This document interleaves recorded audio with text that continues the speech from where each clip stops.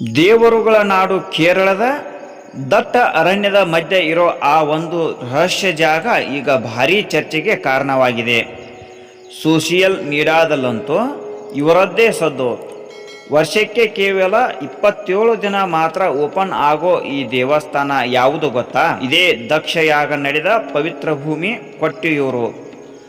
ಆದರೆ ಈ ಬಾರಿ ಇಲ್ಲಿಗೆ ಹೋದ ಭಕ್ತರು ಸೋಷಿಯಲ್ ಮೀಡಿಯಾದಲ್ಲಿ ಆಕ್ರೋಶ ಹೊರಹಾಕುತ್ತಿರುವುದೇಕೆ? ಮಹಿಳೆಯರ ಪ್ರವೇಶಕ್ಕೆ ಇಲ್ಲಿರೋ ಕಠಿಣ ನಿಯಮಗಳೇನು? ಬಿದಿರಿನ ನಾರಿನಿಂದ ಮಾಡೋ ಆ ವಿಚಿತ್ರ ಹೂವಿನ ರಹಸ್ಯವಾದ್ರೂ ಏನು? ಇಷ್ಟೊಂದು ಪ್ರಸಿದ್ಧಿ ಪಡೆದಿರೋ ಕೊಟ್ಟಿಯೂರಿನ ಕಂಪ್ಲೀಟ್ ಸ್ಟೋರಿ ಇವತ್ತಿನ ಈ ವಿಡಿಯೋದಲ್ಲಿದೆ. ಮಿಸ್ ಮಾಡದೆ ಕೊನೆ ತನಕ ನೋಡಿ ಗೆಳೆಯರೆ.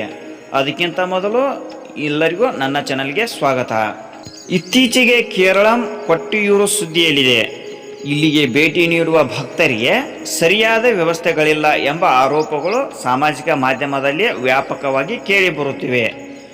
ಉತ್ತರ ಕೇರಳಂನ ಕಾಡಿನ ನಡುವೆ ಇರುವ ಕೊಟ್ಟಿಯೂರು ಇಷ್ಟು ಪ್ರಸಿದ್ಧಿ ಪಡೆದಿದ್ದು ಹೇಗೆ? ಇದರ ಹಿನ್ನೆಲೆ ಹಾಗೂ ವಿಶೇಷತೆಗಳೇನು ಎಂಬ ಮಾಹಿತಿ ಇಲ್ಲಿದೆ ನೋಡಿ. ಕೇರಳಂ ಅನ್ನು ದೇವರುಗಳ ನಾಡು ಎಂದು ಕರೆಯಲಾಗುತ್ತದೆ. ಕೇರಳಂನಲ್ಲಿರುವ ಪುರಾತನ ಯಾತ್ರಾ ಸ್ಥಳಗಳ ಪೈಕಿ ಕೊಟ್ಟಿಯೂರು ಶಿವನ ದೇವಾಲಯವು ಒಂದು. ಪಶ್ಚಿಮ ಘಟ್ಟಗಳ ನಡುವಿನ ಬೆಟ್ಟದಲ್ಲಿ ಈ ದೇವಾಲಯವು ಸ್ಥಾಪಿತವಾಗಿದೆ. ಕಣ್ಣೂರು ಜಿಲ್ಲೆಯ ದಟ್ಟವಾದ ಅರಣ್ಯ ಪ್ರದೇಶದಲ್ಲಿರುವ ಕೊಟ್ಟಿಯೂರು ಶಿವ ದೇವಸ್ಥಾನ ಬಾವಲಿ ನದಿಯ ದಡದಲ್ಲಿದೆ. ಇಲ್ಲಿ ಅಕ್ಕರೆ ಕೊಟ್ಟಿಯೂರು ಮತ್ತು ಇಕ್ಕರೆ ಕೊಟ್ಟಿಯೂರು ಎಂಬ 2 ದೇವಾಲಯಗಳಿವೆ. ಅಕ್ಕರೆ ಕೊಟ್ಟಿಯೂರು ದೇವಾಲಯ ವರ್ಷದಲ್ಲಿ ಮೇ ಇಂದ ಜೂನ್ ತಿಂಗಳ ನಡುವೆ ವಾರ್ಷಿಕ ಉತ್ಸವವಾದ ವೈಶಾಖ ಉತ್ಸವದ ಸಮಯದಲ್ಲಿ 27 ದಿನಗಳು ಮಾತ್ರ ತೆರೆದಿರುತ್ತವೆ.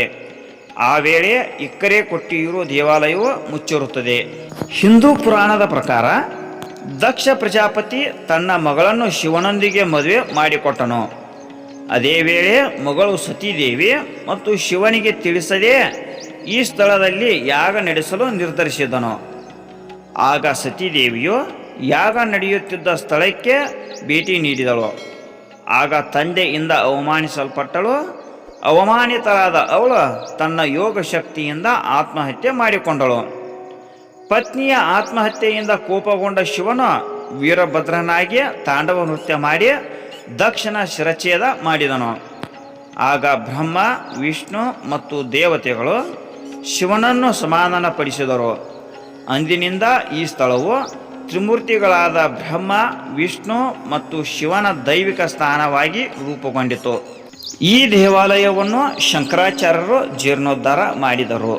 ಹೌದು ಗೆಳೆಯರಿ, ಈ ದೇವಾಲಯದ ಜೀರ್ಣೋದ್ಧಾರವನ್ನು ಶಂಕರಾಚಾರ್ಯರು ಮಾಡಿದರು. ಮಾತ್ರವಲ್ಲದೆ ಇಲ್ಲಿ ನಡೆಯುವ ಉತ್ಸವ ಹಾಗೂ ಪೂಜಾ ವಿಧಿವಿಧಾನಗಳನ್ನು ಅವರೇ ರೂಪಿಸಿದರು ಎಂದು ಹೇಳಲಾಗುತ್ತದೆ. ಅಕ್ಕರೆ ಕೊಟ್ಟಿಯೂರು ದೇವಾಲಯವು ಕೊಳದ ಮಧ್ಯದಲ್ಲಿದೆ. ಆದರೆ ದೇವಾಲಯದ ಮಾದರಿಯಲ್ಲಿ ಯಾವುದೇ ಕಟ್ಟಡವಿಲ್ಲ. ಬದಲಾಗಿ ನದಿಯ ಕಲ್ಲುಗಳಿಂದ ಎತ್ತರಿಸಿದ ಮಂಟಪದ ಮೇಲೆ ಶಿವಲಿಂಗವನ್ನು ಇರಿಸಲಾಗಿದೆ. ವೈಶಾಖ ಮಹೋತ್ಸವದಲ್ಲಿ ತುಪ್ಪದಿಂದ ಈ ಶಿವಲಿಂಗವನ್ನು ಶುದ್ಧಿ ಮಾಡುವ ಮೂಲಕ ಉತ್ಸವ ಪ್ರಾರಂಭವಾಗುತ್ತದೆ. ಎಳೆನೀರಿನಿಂದ ಶಿವಲಿಂಗವನ್ನು ಶುದ್ಧೀಕರಿಸುವ ಮೂಲಕ ಉತ್ಸವ ಅಂತ್ಯವಾಗುತ್ತದೆ ಗೆಳೆಯರೆ. ಮಹಿಳೆಯರ ಪ್ರವೇಶಕ್ಕೆ ವಿಶೇಷ ನಿಯಮ. ಹೌದು ಗೆಳೆಯರೆ, ಕೊಟ್ಟಿಯೂರಿನಲ್ಲಿ ಮಹಿಳೆಯರ ಪ್ರವೇಶಕ್ಕೆ ಕಟ್ಟುನಿಟ್ಟಾದ ನಿಯಮವಿದೆ. ಉತ್ಸವ ನಡೆಯುವ 27 ದಿನಗಳಲ್ಲಿ ಕೆಲವು ದಿನಗಳು ಮಾತ್ರ ಮಹಿಳೆಯರಿಗೆ ಅಕ್ಕರೆ ಕೊಟ್ಟಿಯೂರು ದೇವಾಲಯದ ಆವರಣಕ್ಕೆ ಪ್ರವೇಶಿಸುವ ಮತ್ತು ಬಾವಲಿ ನದಿ ದಾಟಲು ಅವಕಾಶ ನೀಡಲಾಗುತ್ತದೆ.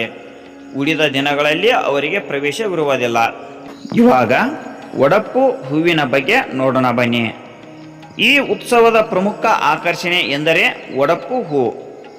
ಇದನ್ನು ಎಳೆಯ ಬಿದುರಿನ ನಾರುಗಳಿಂದ ಮಾಡಿದ ಬಿಳಿ ಕೂದಲಿನಂತಹ ಹೂ ಆಗಿದೆ. ಪುರಾಣ ಕಥೆಗಳ ಪ್ರಕಾರ ಶಿವನ ದೂತನಾದ ವೀರಭದ್ರನು ದಕ್ಷ ಬ್ರಹ್ಮನ ಗಡ್ಡವನ್ನು ಕತ್ತರಿಸಿ ಗಾಳಿಯಲ್ಲಿ ತೂರಿದಾಗ ಅವು ಕಾಡಿನಾದ್ಯಂತ ಹರಡಿದವು ಎಂದು ಹೇಳಲಾಗುತ್ತದೆ. ಒಡಪ್ಪು ಹೂವನ್ನು ಮನೆ, ವಾಹನ ಮತ್ತು ಪೂಜಾ ಕೋಣೆಯಲ್ಲಿ ಇಟ್ಟರೆ ಐಶ್ವರ್ಯ ವೃದ್ಧಿಯಾಗುತ್ತದೆ ಎಂಬ ನಂಬಿಕೆಯೂ ಇದೆ. ಗೆಳೆಯರೇ, ಇವಾಗ ನಾವು ಈ ದೇವಸ್ಥಾನಕ್ಕೆ ಹೇಗೆ ಹೋಗುವುದು ಅಂತ ನೋಡೋಣ ಬನ್ನಿ.